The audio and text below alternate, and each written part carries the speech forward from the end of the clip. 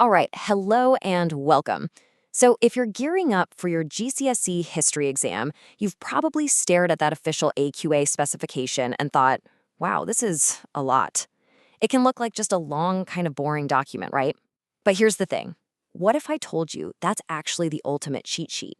Yeah, it's the secret code to what the examiners really want you to know. So, in this explainer, we are going to crack that code together. Yep, we are going to take that official document and turn it into a super clear, easy to follow roadmap for your revision. We're zeroing in on the last 35 years of Elizabeth's reign, so from about 1568 to 1603. And trust me, this period is absolutely packed with drama, danger, and discovery. The goal here is that by the end of this, you'll know exactly what to focus on. No more guesswork. So here's our game plan. First, we'll dive into the Queen and her court. Then we'll look at what life was actually like for people back then. After that, we tackle all the troubles at home and abroad. We'll also break down that tricky historic environment question. You know the one. And finally, we'll wrap it all up into your perfect revision roadmap. All right, let's get into it. First stop, the heart of the kingdom, Queen Elizabeth's court.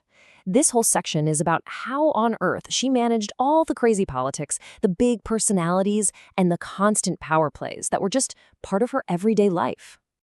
Now, this is the big question you've got to keep in your head the whole time. Think about it. A female ruler in a man's world. I mean, this was an age of kings. A queen ruling all by herself was, well, it was a huge deal.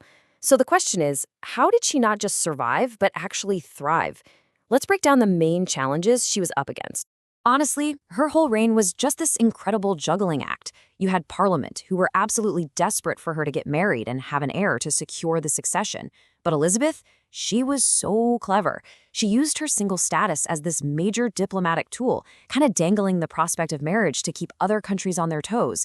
And her court, she managed all those powerful ministers with a system called patronage, basically rewarding loyalty to keep them on her side, but never letting any one of them get too powerful.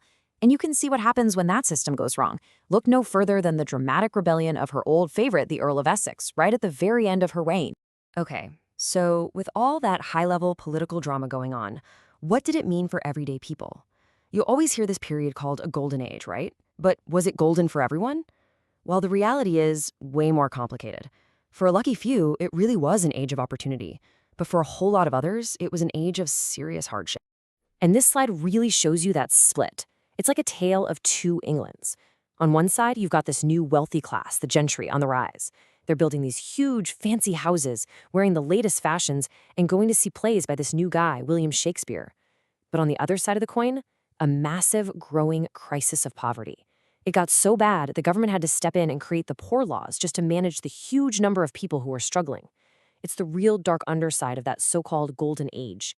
But at the same time, this was an age of unbelievable adventure on the high seas. You have guys like Sir Francis Drake, John Hawkins, Sir Walter Raleigh. They were like the rock stars of their day, becoming these huge national heroes. And Drake's journey around the entire globe? Wow.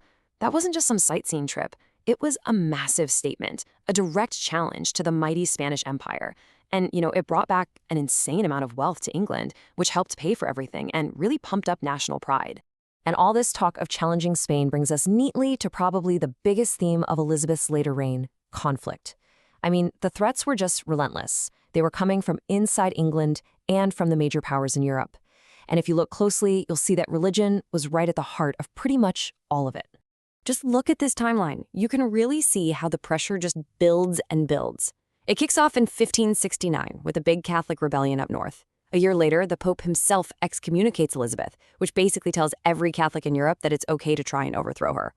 This sparks a whole series of plots, all centered on her cousin, Mary, Queen of Scots. Eventually, Elizabeth has to execute Mary, and that is the final straw for Spain. It leads directly to the famous Spanish Armada. When you see it laid out like this, you really get a sense that she just had no breathing room. It was one threat after another.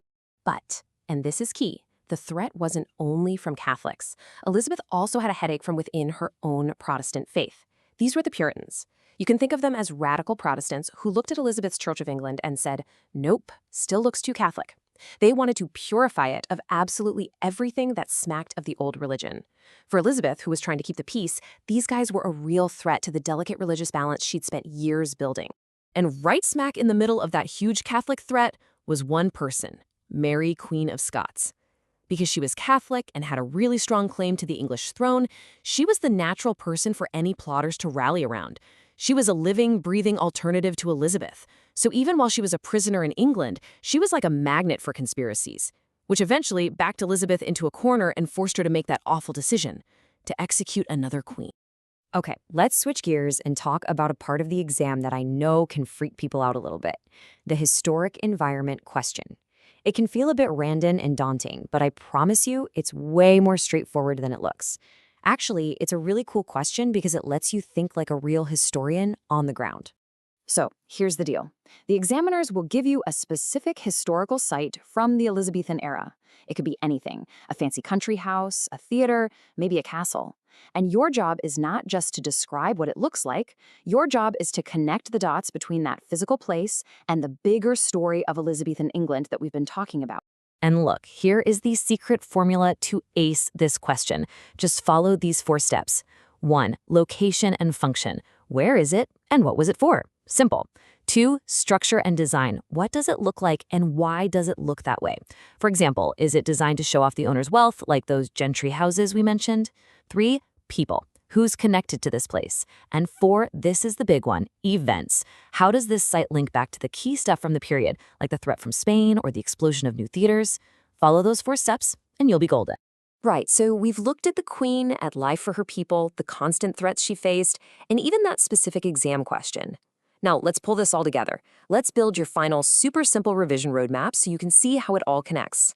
Okay, if you remember nothing else, remember these 5 key things. 1. Elizabeth's rule was a constant, delicate balancing act. 2. Elizabethan society was all about contrast, huge wealth right next to extreme poverty. 3. Religion. It was the #1 cause of all the biggest dangers she faced. 4. Foreign policy was all about one thing, really, the massive conflict with Spain. And 5.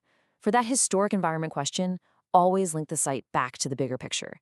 Get those 5 points down, and you are in a fantastic position. So, I'm going to leave you with one final question to chew on as you revise. What do you think was the single greatest threat to Elizabeth's reign? Was it religion, tearing her country apart from the inside? Was it the superpower of the day, Spain and its armada? Or was it maybe the constant pressure from her own parliament?